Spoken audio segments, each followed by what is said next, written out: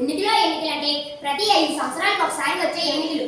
సామాన్యుని కలలకు ప్రతిరూపాలు. అంటే సామాన్యుని కోరికలు ఎవరు నెరవేరుస్తారో నమ్మి మరీ ఓటేస్తారు. వారి కోరికలు నెరవేరిన రోజున పిలక పట్టి మరీ దించేస్తారు. గ్రామ ప్రజలందరికీ నమస్కారం. మన జిల్లా కలెక్టర్ ఆదేశపరంగా మిమ్మల్ని అందరినీ రప్పించడం జరిగింది. మీరంతా క్షేమమేనా? మీరంతా కుశలమేనా? మా గురించి పట్టించుకున్నాడు ఎవరున్నాడు కానీ ఎందుకు రమ్మన్నారో చెప్పండి. గుడ్లు గింజేయాలి. అయ్యా పెంటయ్య గారు, మీరు పెద్ద మంటైకున్నారు. మీ మంట కారణం తెలుసు కానీ కాస్త ఓపికగా వినండి. ఆ సోదంతా ఎందుకు కానీ ముందు మీరు ఎందుకు రమ్మన్నారో చెప్పండి. ఈ నెల 24న ఎన్నికలున్నాయి. ఎవరైనా పోటీ చేయించాలనుకుంటే పోటీ చేయొచ్చు.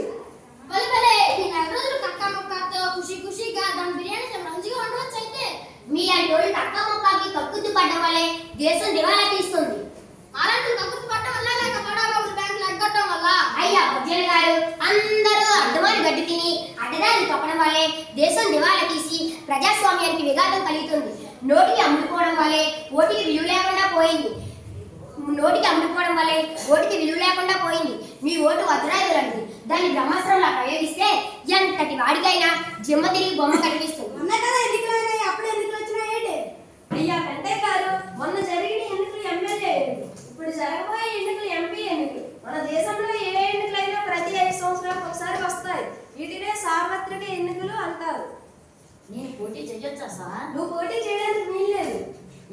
ఎందుకు? బాగా డబ్బునలో పోటీ చేయాలి.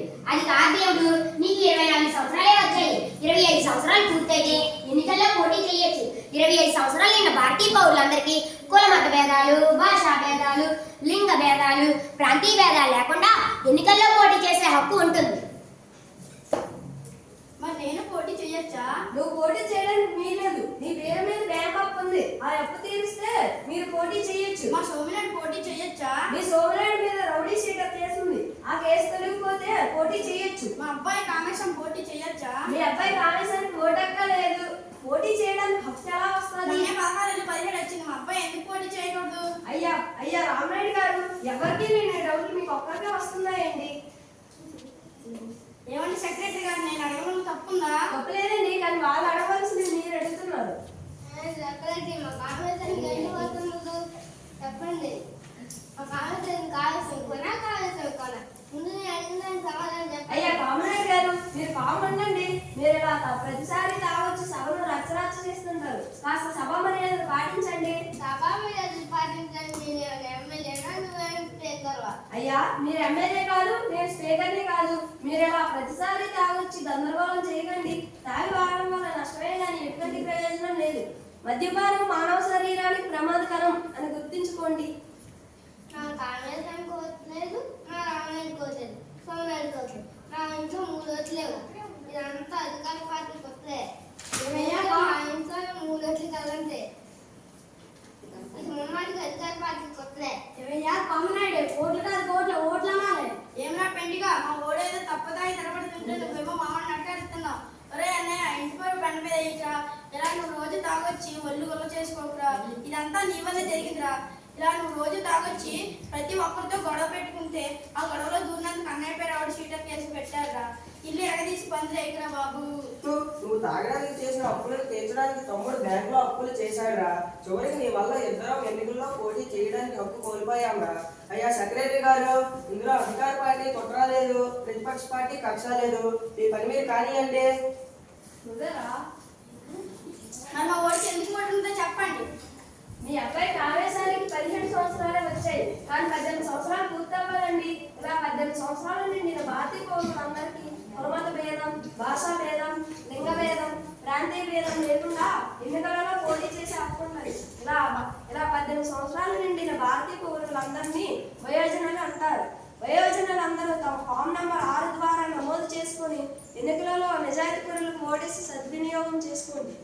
అమ్మ మహిళా పోలీస్ మంగమ్మ, కాస్త కంట్రోల్ చెయ్యమ్మా, నాకు టైం అవుతుంది. ఎంఆర్ఓ గారిని కలవాలి. గ్రామ ప్రజలారా, మన రాజ్యాంగంలో పొందుపరిచిన 324వ ఆర్టికల్ ప్రకారం దేశంలో ఏ ఎన్నికలైనా ప్రతి 5 సంవత్సరాలకు ఒకసారి ఎన్నికల కమిషన్ నిర్వహిస్తుంది. అందులో భాగంగానే ఈ సంవత్సరం ఎంపీ ఎన్నికలు నిర్వహిస్తుంది. ముందుగా ఈ నెల 4వ తేదీన అభ్యర్థుల నుండి నామినేషన్లు స్వీకరించడం జరుగుతుంది. ఈ నెల 14న నామినేషన్ల ఉపసంహరణ. ఈ నెల 24న పోలింగ్ నిర్వహణ జరుగుతుంది.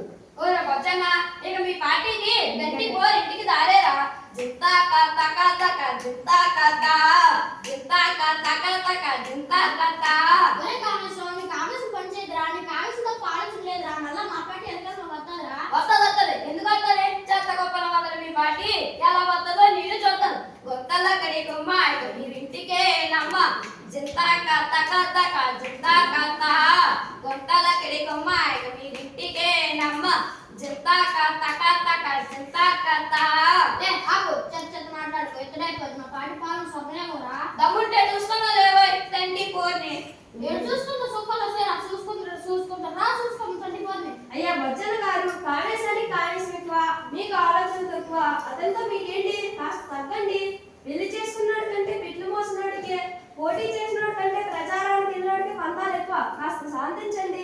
తగ్గేదేలే. మీరు తగ్గేదేలే. అయ్యో ఆదిలో నమస్కారం అన్నట్టు మొదటి రోజునే ఒకరు సిద్ధమంటారు, మరొకరు యుద్ధానికి సిద్ధమంటున్నారు. మిమ్మల్ని కంట్రోల్ చేయడం నా వల్ల కాదు బాబోయ్. ఇప్పుడే ఎంఆర్ఓ గారిని, ఎస్ఐ గారిని వారి పోలీస్ స్టాఫ్ తో రమ్మంటాను. అమ్మ మహిళా పోలీస్ మంగమ్మ ఎంఆర్ఓ గారిని, ఎస్ఐ గారిని వారి స్టాఫ్ తో రమ్మని చెప్పు, కంట్రోల్ చేస్తారు. హలో ఎస్ఐ గారు, నాగిపేటలో గొడవలు జరుగుతున్నాయి, మన స్టాఫ్ తీసుకొని రండి. ఎవర్రా గొడవ పడుతుంది? మక్కలు ఎరగొట్టాలేంటి? ఈ గొడవలు నీ కూడెడతాయేంటా? ఆ పైన ఎలక్షన్లు అయ్యే వరకు నువ్వెంత నేనెంత ముందు పోజులు పడతారు. ఎలక్షన్లు అయిన 6 నెలలకి మళ్ళీ కలిసిపోతారు. అటువంటి వాళ్ళ కోసం మీరు తండ్రి చేపడం ఎందుకు? వాళ్ళేమో హాయిగా బంగారం బతుకులు బతుకుతారు, మీరేమో కొట్టుకు చేస్తారు.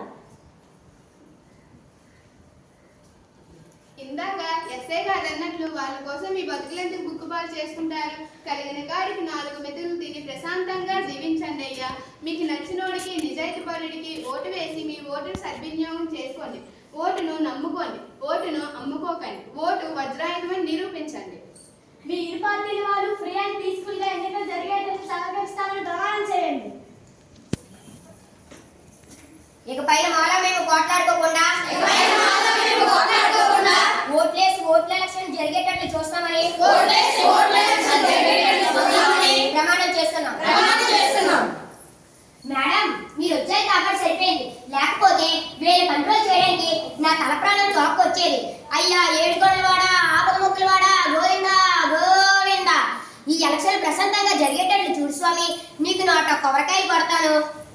విఆర్ఓ విష్ణు, సెక్రటరీ శేఖర్, ఇక్కడ గొడవలు జరగకుండా చూడండి. మితిమీరితే మాకు ఫోన్ చేయండి. మేడం, మీ మాట కట్టుబడి ప్రశాంతంగా ఎన్నికలు జరగడానికి సహకరిస్తాం మేడం. గుడ్ల గెలిచేయాలి, టైం అయిపోతుంది. మరి ఇంతకీ నామినేషన్ ఎవరికి ఇవ్వాలి మేడం?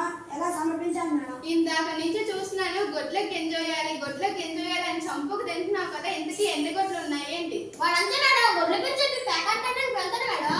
ఒరే నాయన, పేకాటాడి మీ పరువు తీసుకోకండ్రా. అలా జూదమాడి ధర్మరాజు కౌరవ చేతుల్లో ఓడిపోయి చివరికి తన రాజ్యాన్ని, తన భార్యను కోల్పోయి దుస్థితికి తెచ్చుకున్నాడు. అవునా మేడం? ఇక నుంచి ప్యాకెట్ జోలికి వెళ్ళను మేడం. మంచి నిర్ణయం తీసుకున్నావు వెంటయ్య, శబాస్. అవును, నువ్వు ఇందాక అడిగిన ప్రశ్నకు సమాధానం ఇవ్వలేదు కదూ. నాపై ఎటువంటి ఎగవేత పనుల కేసులు లేవని, ఎటువంటి అప్పులు లేవని, నాపై ఎటువంటి రౌడీ చీటర్ కేసులు లేవని ఒక స్వీయ ధృవపత్రాన్ని సమర్పించాలి. అలాగే ఆస్తిని, అప్పును తెలిపే అఫిడవిట్ ని సమర్పించాలి. గుడ్లు గెలిచేయాలి, వెళ్ళొస్తాం మేడం. సరే లేరా బాబు, వెళ్ళు. నేను వెళ్తా. Bye bye. Bye bye.